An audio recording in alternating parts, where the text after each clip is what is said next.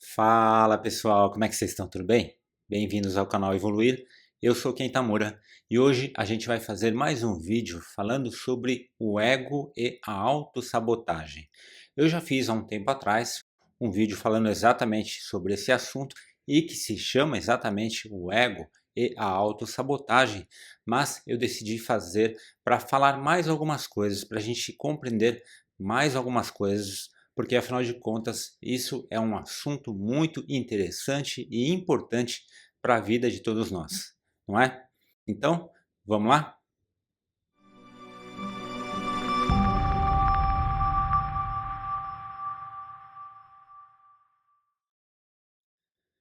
Antes da gente continuar, você já sabe, vou pedir para que você deixe seu like, deixe seu joinha, inscreva-se se você ainda não se inscreveu.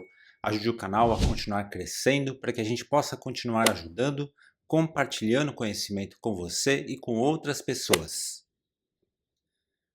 Bom, em primeiro lugar, se a gente for falar da questão de espiritualidade, não existe autossabotagem. Por quê? Porque essencialmente nós somos seres divinos, somos seres perfeitos. Então, a gente jamais trabalharia para se autossabotar, não é? Quando a gente compreende isso, a gente vê que exatamente quem está trabalhando para nos sabotar não somos nós, é o ego, né? E dessa forma a gente começa a compreender e poder trabalhar para que essa autossabotagem comece a se encerrar nas nossas vidas. A falta de compreensão disso, ou seja, de que o ego está atuando, faz exatamente com que as pessoas misturem as duas coisas e acreditem que estão se auto-sabotando. Ok, mas uma vez que a gente entende que é o ego que está nos sabotando, como é que a gente faz para saber quando ele está fazendo isso? Bom, antes de mais nada, o que seria autossabotagem? A autossabotagem é quando a gente deixa de fazer algo que seria benéfico, que seria bom para a gente, tá? Ou quando a gente não consegue parar de fazer algo que está nos fazendo mal, que não está trazendo algum benefício para as nossas vidas. Ou em outras palavras, como você sabe que agora é o ego, né, é quando o ego atua para que a gente continue fazendo algo que não nos faz bem, ou quando o ego atua para que a gente não faça algo novo, não mude algo que seria bom para as nossas vidas, que traria algo de benéfico para as nossas vidas. Então agora está um pouco mais fácil de entender quando o ego está atuando, certo? Mas eu vou te dar algumas dicas importantes. No caso da autossabotagem, o ego usa três ferramentas para fazer com que a gente faça o que ele quer. Ou seja, ele utiliza três ferramentas para tentar nos controlar. Então a primeira ferramenta é a zona de conforto. Eu já falei um pouco da zona de conforto no outro vídeo que eu mencionei, tá? Mas a zona de conforto realmente é uma ferramenta muito utilizada pelo ego.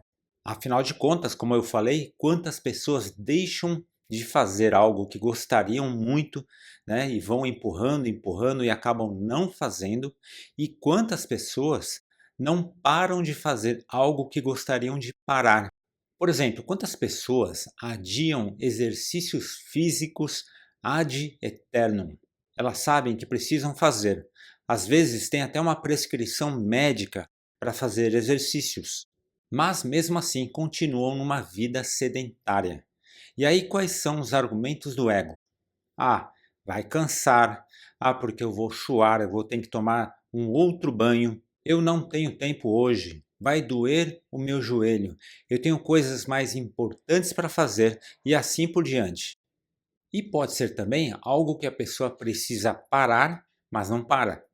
E olha, não é que ela não para porque ela não sabe que aquilo faz mal para ela. Ela sabe que faz mal para ela, mesmo assim ela não para porque ela cede aos argumentos do ego. E quais são os argumentos do ego? O ego pode vir com coisas do tipo: eu posso fazer outras coisas mais úteis com esse dinheiro, eu posso ir parando aos poucos. Continuar fazendo isso não vai me matar. Ah, isso não é coisa de outro mundo e por aí vai. E por falar em dinheiro, uma das maiores sabotagens que o ego utiliza como ferramenta a zona de conforto é exatamente essa parte do dinheiro onde as pessoas gastam tudo o que têm, né? Eu conheci um rapaz que ele falou que ele e a família dele são assim. Então, se eles têm três, eles gastam três. Se eles têm cinco, eles gastam cinco. Se eles têm 10, eles gastam 10 e assim por diante. Esse gasto compulsivo é porque eles priorizam a zona de conforto para terem tudo que eles querem, todas as pequenas coisas que eles podem comprar. Mas ao mesmo tempo, não sobra dinheiro para ter coisas maiores, como por exemplo comprar uma casa ou um carro, ou até mesmo para fazer uma viagem. Percebe como é difícil sair da zona de conforto? Como o ego atua em cima da zona de conforto? Né? Como é difícil para algumas pessoas não terem um tênis novo, um par de tênis ou de sapatos novos, ou um relógio novo, ou um celular atualizado e assim por diante.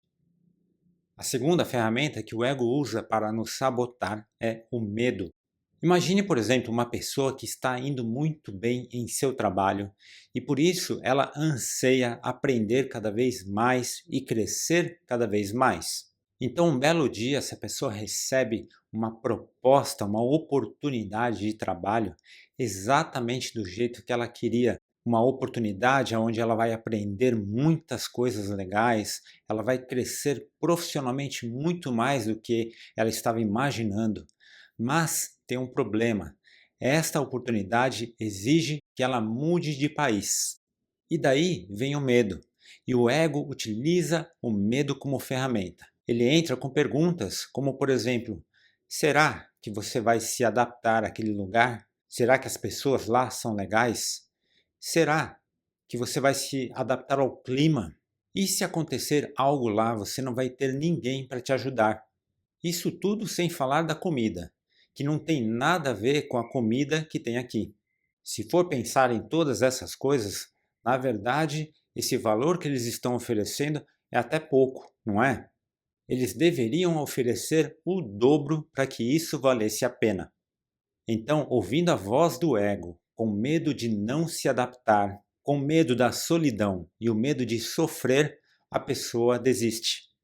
E pior do que isso, passados alguns anos, ela descobre que outras pessoas que tiveram a coragem de enfrentar esse desafio estão melhores do que ela, cresceram mais profissionalmente, estão felizes com a escolha que fizeram. Ao contrário dela, que adorava o trabalho que fazia, que tinha muitos sonhos, mas que hoje continua fazendo a mesma coisa por tanto tempo, ela está cansada e desanimada. O medo é algo muito utilizado pelo ego, e ao contrário da zona de conforto, que às vezes não funciona, o medo tem uma força muito grande. Por exemplo, certa vez eu fui prestar um exame e na turma onde eu estava estudando, eu conheci uma pessoa que estava para prestar aquele mesmo exame pela sétima vez. Só que esse rapaz, ele tirava boas notas, né? Ele não era aquele cara de gabaritar a prova, mas ele tirava boas notas. Então, por curiosidade, eu perguntei para o professor por que ele está fazendo esse exame pela sétima vez e ele costuma tirar notas tão boas. O professor disse que ele ficava muito nervoso toda vez que tinha um exame, porque ele tinha medo de não passar. E é claro que isso virou uma bola de neve, porque toda vez que ele não passava, no ano seguinte ele ficava ainda mais nervoso e com mais medo. Ele era um cara muito simpático, e eu me lembro que quando eu estava chegando perto da data do exame, o semblante dele começava a mudar. Então ele ia ficando mais sério, ele conversava menos, ele ficava mais introspectivo. E no dia do exame, o medo estava estampado na cara dele. Eu não soube se esse rapaz passou ou não no exame, mas com certeza o ego estava utilizando o medo para atuar em cima dele, para sabotar a vida dele. E por que não era na zona de conforto? Porque ele era dedicado e estudioso, entende? A terceira ferramenta que o ego usa para nos sabotar é o orgulho. Mas não é orgulho no sentido de dar orgulho. É orgulho no sentido de ter orgulho. É aquela pessoa orgulhosa, sem humildade. Mas engana-se quem acha que é fácil identificar quando o ego atua pelo orgulho. Isso porque pessoas aparentemente humildes podem ser muito orgulhosas. O orgulho é como se fosse um amigo do ego. Por isso que muitas pessoas orgulhosas não entendem que isso é ruim, porque acreditam que ser orgulhoso é bom. Pior ainda, muitas pessoas orgulhosas, mesmo sabendo que precisam mudar, decidem persistir no erro, pois o orgulho as impede de tomar as atitudes corretas. Uma pessoa orgulhosa tem por erro inicial acreditar que ela é melhor do que outra. Uma pessoa dominada pelo orgulho tem enorme dificuldade de ouvir sugestões e conselhos e tem necessidade de provar a sua competência, de ser admirada, de ser reconhecida. Isso porque ela não sabe que essa aparente teimosia em ouvir as coisas não vem do orgulho, mas sim de quem está por trás do orgulho, que é o ego. O lado bom de pessoas dominadas pelo orgulho é que dificilmente se entregam, mas como são dominadas pelo orgulho, tendem ao fracasso, principalmente quando a gente fala da parte espiritual, porque coisas como humildade, compreensão e amor ao próximo são essenciais para a nossa evolução espiritual.